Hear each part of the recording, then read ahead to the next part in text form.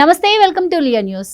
శాంతి మదన్ మోహన్ కేసులో big twist అయితే చోటు చేసుకుంది. నిన్న సుభాష్ రెడ్డి ఎవరైతే ఉన్నారో శాంతి తన రెండో భర్త అని చెబుతున్న అతను ఆడియో లీక్ అయితే బయటకు వచ్చింది. మరి అందుకు తగ్గట్టుగానే ఈరోజు కొన్ని వాళ్ళకు సంబంధించిన ఫొటోస్ కూడా వైరల్ అవుతున్నాయి. శాంతి ఎప్పుడైతే మరి రెండోసారి ప్రెగ్నెంట్ అయింది అంటుందో ఆవిడతో దిగిన ఫోటోలు కావచ్చు, మరి నామకరణం చేసేటప్పుడు బారసాల, ఇలా అన్ని ఫంక్షన్లలో కూడా మరి సుభాష్ అనే వ్యక్తే పక్కన ఉన్నటువంటి ఫోటోలు అయితే మరి ఈరోజు సంచలనం సృష్టిస్తున్నాయి. కానీ మరి సుభాష్ రెడ్డి మాత్రం ఇందులో నన్ను అనవసరంగా ఇరికించారు, నేను విజయసాయి రెడ్డి గారికి చాలా క్లోజ్గా ఉండేవాడిని అని చెప్పి కూడా ఆయన చెప్తున్నారు. అసలు మరి ఈ కేసులో అసలు ఏం జరుగుతుంది, ఎవరిపై ఆరోపణలు చేస్తున్నారు, ఏది నిజం ఏది అబద్ధం, ఇందుకు ఆ బిడ్డకు తండ్రి ఎవరు, ఇందులో నిజాలేంటి, ఇవన్నీ తెలుసుకునే ప్రయత్నం చేద్దాం. మనతో ఉన్నారు senior political journalist doctor Durga Vadlamani గారు.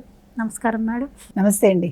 సో శాంతి మదన్ మోహన్ కేసు రోజుకొక మలుపు తిరుగుతూ వస్తుంది. నిన్న మదన్ మోహన్ గారు ప్రెస్ మీట్ పెట్టగానే మరి శాంతి కూడా అంతకుముందు ప్రెస్ మీట్ పెట్టింది. ఆయన బిడ్డకి తండ్రి ఎవరో చెప్పండి అని చెప్పి, లేకపోతే నిరాహార దీక్ష చేస్తాను అని కూడా ఆయన ఏవేవో కొన్ని కమెంట్స్ అయితే చేశారు.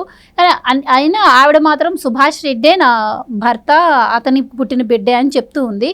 కానీ ఈరోజు సుభాష్ రెడ్డి ఆడియో ఏదైతే ఉందో అది లీక్ అయింది, నాకు ఎటువంటి సంబంధం లేదు, నేను అక్కడ సంతకం పెట్టమని ఇబ్బందుల్లో ఉంది అంటే నేను తండ్రిగా సంతకం పెట్టాను తప్పించి అంతకుమించి నాకేం తెలియదు అని చెప్పి ఆయన చెప్తున్నాడు. సో మరి ఆడియో లీక్లో కూడా ఆయన నాకు ఆ బిడ్డతో ఎటువంటి సంబంధం లేదని చెప్పాడు. కానీ కొన్ని మీడియా ఛానల్స్లో అయితే మరి వాళ్ళిద్దరికి సంబంధించినటువంటి ఫోటోలు అయితే వైరల్ అవుతూ ఉన్నాయి. సో ఏం చెప్తారు మేడం, ఇందులో ఎవరి ప్రమేయం ఉందంటారు, ఎవరు చెప్పేది నిజం, ఎవరు చెప్పేది అబద్ధం అంటారు? మీరు చెప్పినట్టుగా 3 రోజులుగా నడుస్తున్న ఈ కథలో సుభాష్ రెడ్డి గారు నిన్న కూడా ఆడియో లీక్ అయింది, మనకు తెలుసు. నాకు సంబంధం లేదు, నా బిడ్డ కాదు అని చెప్పాడు ఆయన. ఈవిడ క్లియర్గా నేను పెళ్లి చేసుకున్నాను, అతను వాళ్ళ ఆవిడకి విడాకులు ఇచ్చాడు, ఇవన్నీ చెప్పారు ఆవిడ.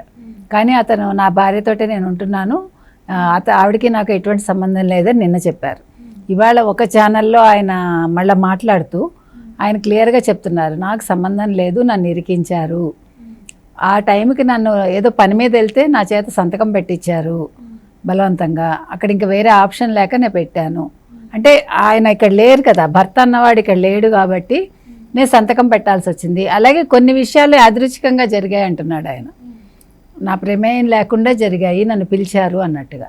నాకు అసలు ఈవిడతో పరిచయం విజయసాయి రెడ్డి గారి వల్లే అయింది, నేను రెవెన్యూ ఇవన్నీ కూడా చూసేవాడిని, కోర్టు కేసులు ఇవంతా కూడా విజయసాయి రెడ్డి గారి మనిషిని నేనని చెప్తున్నాడు. కాబట్టి ఇక్కడ మనకు అర్థమవుతున్నది ఏంటంటే, ఇంకో పక్క అంటే వీళ్ళు ప్లాన్డ్గా ఏమైనా ఈ శాంతి గారు కావచ్చు, లేదు విజయసాయి రెడ్డి గారు కావచ్చు, వీళ్ళు ప్లాన్డ్గా సుభాష్ రెడ్డిని ఇరికించారా? మన సినిమాల్లో చూస్తూ ఉంటాం కదండి. ఇంకో విషయం అతను క్లియర్గా చెప్తున్నాడు, నేను దేనికైనా రెడీ అన్నాడు. ఎవరు? సుభాష్ రెడ్డి గారు. అంటే నేను టెస్ట్లకైనా రెడీ అన్నట్టుగా ఆయన చెప్పాడు. కాబట్టి ఇప్పుడు DNA టెస్ట్ చేయిస్తే ఇవన్నీ మిస్టరీ వీడిపోతుంది కదండి. ఇంత గొడవ అవసరమా? విజయసాయి రెడ్డి గారు కూడా ముందుకు రావాలి, బికాజ్ ఆయన ఒక పొలిటీషియన్ కాబట్టి గొడవ అంతా వచ్చింది. విజయసాయి రెడ్డి అనే వ్యక్తి పొలిటీషియన్ కాకుండా ఒక రాజ్యసభ మెంబర్ కాకపోతే ఎవరు పట్టించుకోరు. మీకు గుర్తుంటే ఎన్టీ తివారీ కేసులో ఎన్టీ తివారీ గారు అప్పట్లో ఒక పిల్లాడు వచ్చి నా తండ్రి అని చెప్పాడు. చెప్తే ఈయన కాదని వాదించారు. వాదించాక ఫైనల్గా ఏం జరిగింది, ఆయన DNA టెస్ట్కి వెళ్ళాల్సి వచ్చింది, ఆయన బెడ్ అని ప్రూవ్ అయింది, ఆయన ఒప్పుకోక తప్పలేదు. మీకు గుర్తుండే ఆయన చనిపోయారనుకోండి, ఎన్టీ తివారీ గారు గవర్నర్గా చేశారు, చాలా చేశారు ఆయన. ఎన్టీ తివారీ గారి కేసే మనకు ఒక ఉదాహరణ. ఎందుకంటే ఒక ఉన్నత స్థానంలో ఉన్నప్పుడు వాళ్ళు ఇలాంటి వాటికి వాళ్ళు ఓపెన్గా బయటికి రావాలి, ఒప్పుకోకపోయినా ఈ టెస్ట్లకు బయటికి రావాలి. ఎందుకంటే ఎన్టీ తివారీ గారు వచ్చారు కాబట్టి ఇవన్నీ కూడా ఎక్సెప్షన్ ఏం కాదండి. వీళ్ళు మామూలు సాధారణ మనుషులైతే ఎవడు పట్టించుకోడు. ఇప్పుడు ఎన్నో ఇల్లీగల్ కాంటాక్ట్స్ ఉంటాయి, వాటి గురించి ఎవడైనా మాట్లాడతాడా? అవసరం లేదు. అన్లెస్ వాళ్ళు సెలబ్రిటీస్ అయినా మాట్లాడతారు, వాళ్ళు పొలిటీషియన్స్ అయినా వాళ్ళు వార్తల్లోకి ఎక్కుతారు. కాబట్టి ఇక్కడ మనం చూడాల్సింది విజయసాయి రెడ్డి తరఫున చూడాలి.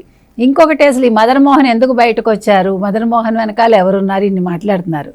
ఇప్పుడు ఈ SC ST సంఘాలకు సంబంధించిన ఒక వ్యక్తి ప్రెస్ మీట్ పెట్టారు, ప్రెస్ క్లబ్లో పెట్టి, మదన్ మోహన్ చాలా పేద కుటుంబం నుంచి వచ్చారు, అతని తండ్రి చిన్నప్పుడే చనిపోయారు, ఆర్థికంగా కూడా అతను పెద్ద ఇదేం కాదు, అతను మోసపోయాడు, అతన్ని కొంచెం న్యాయం చేయండి అని అడుగుతున్నారు వాళ్ళు శాంతి విషయంలో. అంటే వాళ్ళు ఏమంటున్నారు, అతని ప్రాణానికి హాని ఉందని కూడా చెప్తున్నారు. ఇంకో పక్క అసలు ఇప్పుడు సుభాష్ రెడ్డి కూడా ఆలోచించుకోవాలి. ఎందుకంటే ఈ ప్రాణహాని అన్నప్పుడు ఇప్పుడు సుభాష్ రెడ్డిని కనుక ఇరికించి ఉంటే, ఇప్పుడు ఆయన చెప్పిన దాన్ని బట్టి మన ఫోటోలు చూస్తే ఫోటోల్లో సుభాష్ రెడ్డి ఉన్నారు. కానీ ఒక ఫోటో కనుక మీకు 1-2 ఫొటోస్ నిన్న బయటకు వచ్చాయి, నిన్ననో ఇవాళ పొద్దున్నో. ఎవరితోటి? విజయసాయిరెడ్డి తోటి. విజయసాయిరెడ్డి గారు పట్టుబట్టలు కట్టుకుని అడ్డబొట్టు పెట్టుకున్నాడు ఆయన. ఈవిడ శాంతి గారు కూడా మంచి చీర కట్టుకుని అడ్డబొట్టు పెట్టుకుని ఇద్దరు కలిసి ఉన్న ఫోటోలు వచ్చాయి బయటికి. కాబట్టి వీటిని ఏ రకంగా చూడాలి? ఇప్పుడు సుభాష్ రెడ్డి కూడా ప్రాణహాని ఉందా? విజయసాయిరెడ్డి శాంతి కనుక సుభాష్ రెడ్డిని ఇరికించే ప్రయత్నం చేస్తే సుభాష్ రెడ్డి కాదంటున్నారు కాబట్టి అతనికి ఏమైనా ప్రాణహాని జరుగుతుందా? ఇవన్నీ కూడా మీరు నేను మాట్లాడుతున్నావు కాదు, ప్రజలే అడుగుతున్నారండి. అండ్ ఇంకోటి అండి, దీంట్లో ఎవరిది తప్పు ఎవరిది ఒప్పు అనేది తీసి పక్కన పెడితే ముఖ్యంగా విజయసాయి రెడ్డి గారు ఎప్పుడూ లేనంతగా ఈసారి కార్నర్ అవుతూ ఉన్నారు. సో ఇది ఇప్పటి వరకు కూడా ఆ పార్టీకి సంబంధించి ఎవరు కూడా బయటకు వచ్చి దీని గురించి మాట్లాడింది మనం చూడలేదు ఈ 3 డేస్లో కూడా ఈ ఇష్యూ మీద. అండ్ ఇప్పటికే జగన్మోహన్ రెడ్డి గారు ఓడిపోయిన ప్రెస్టేషన్లో ఉన్నారు. సో ఈ ఓటమికి దాదాపు విజయసాయి రెడ్డి లేకపోవడమే కారణం. ఎందుకంటే లాస్ట్ ఎలక్షన్స్లో ఆయన్ని మొత్తం చూసుకున్నారు. సో ఆయన మళ్ళీ ఎక్కడ రాజకీయాల్లో వైసీపీలో కీలకం అవుతారు అని చెప్పి కొంతమంది కావాలనే ఇట్లా క్రియేట్ చేశారు. ఇది ఇక్కడితో ఆగదు, ఇది ఇంకా దీనికి తోడే కొద్దిగా మొన్న కోట్లు తీసుకొచ్చానని చెప్పి మదన్ మోహన్ గారు చెప్పింది. సో అది వరకు కూడా ఎంక్వైరీకి వస్తుంది. అలాగే ఇలాంటి మెటీరియల్ ఇంకా చాలా ఉంది, ఆయన ఇంకా చిక్కుకునే అవకాశం ఉంది ముందు అంటున్నారు. సో ఇది సొంత పార్టీ చేసిన పనే అంటారా, ఇంకా విజయసాయిరెడ్డి చిక్కుల్లో పడబోతున్నారంటారా? ఏం చెప్తారు మీరు? జగన్మోహన్ రెడ్డి బాధపడుతున్నాడు అన్నారు కాదండి. ఇప్పుడు జగన్మోహన్ రెడ్డి గారు ఇవాళ యలహంక నిన్న వెళ్ళిపోయారు. నిన్న యాక్చువల్గా ప్రజా దర్బార్కి వెళ్ళాలి, మనం మాట్లాడుకున్నాం, వెళ్ళలేదు. అయితే అసలు దీని వెనకాల జగన్మోహన్ రెడ్డే ఉన్నారు అని కూడా టాక్ వచ్చింది. ఎందుకంటే ఇప్పుడు విజయసాయిరెడ్డి పేపరు ఛానల్ పెడతాను నేను అనౌన్స్ చేశారు.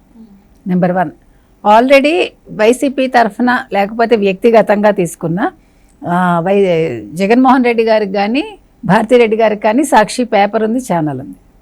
సో ఇప్పుడు దీన్ని బట్టి మీకు ఏమర్థమవుతుంది? ఆయన ఇండివిజువల్గా వెళ్ళదలుచుకున్నారు. ఎవరు? విజయసాయిరెడ్డి.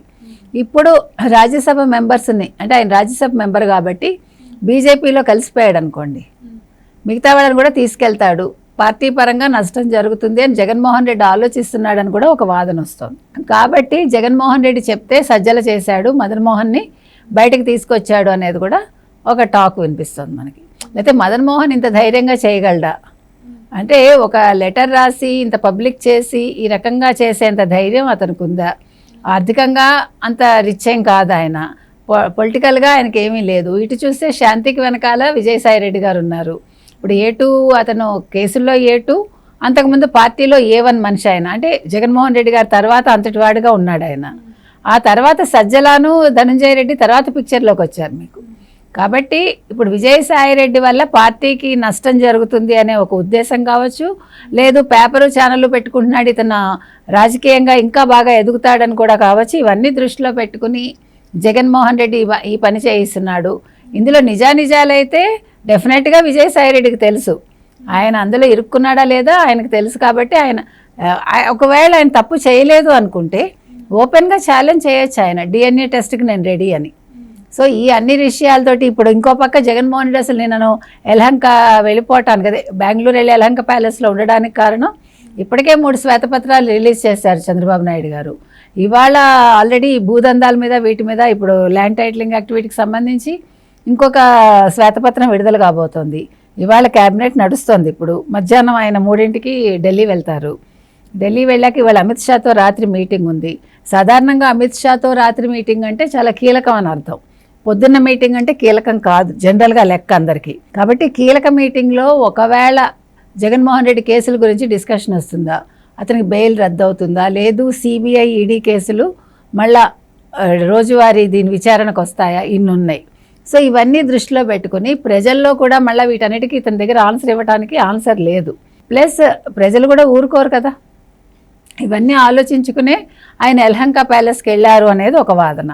కాబట్టి ఏది ఎలా తీసుకున్నా కూడా దీనికి ఒకటే పరిష్కారం అండి. సుభాష్ రెడ్డి గారు ఓపెన్గా చెప్తున్నారు నేను దేనికైనా రెడీ అని. ఆయన అంటే DNA టెస్ట్ కూడా రెడీ అని మనం అనుకోవచ్చు, ఎందుకంటే ఆయన తప్పు చేయలేదు కాబట్టి ధైర్యంగా ముందుకు వచ్చారా ఒక క్వశ్చను. ఈయన విజయసాయిరెడ్డి కూడా ధైర్యంగా ముందుకు రావచ్చు కదా మదన్ మోహన్ గారి మాట విని. ఓకే, శాంతి తప్పు చెప్పారో ఒప్పు చెప్పారో తేలిపోతుంది కదా. ఇప్పుడు శాంతి గారు చెప్పినవన్నీ వింటుంటే మనకి సందేహంగా ఉంది, మదన్ మోహన్ గారి మాటలు వింటుంటే మదన్ మోహన్ గారు చెప్పింది కరెక్ట్ అనిపిస్తోంది. ఇప్పుడు సుభాష్ రెడ్డి గారు ఓపెన్గా చెప్పారు నాకు సంబంధం లేదు, నన్ను ఇరికించారు అని. సో ఇవన్నీ చూశాక ఇప్పుడు ఒకటే ఆప్షన్ అండి, విజయసాయి రెడ్డి గారు బయటికి రావాలి, ఈ సుభాష్ రెడ్డి గారు రావాలి, ఇద్దరు DNA టెస్ట్కి వస్తే ఈ కేసుకి విదిన్ నో టైం ఒక పరిష్కారం దొరుకుతుంది. రైట్ మేడం, ఏం జరుగుతుందో చూద్దాం. Thank you.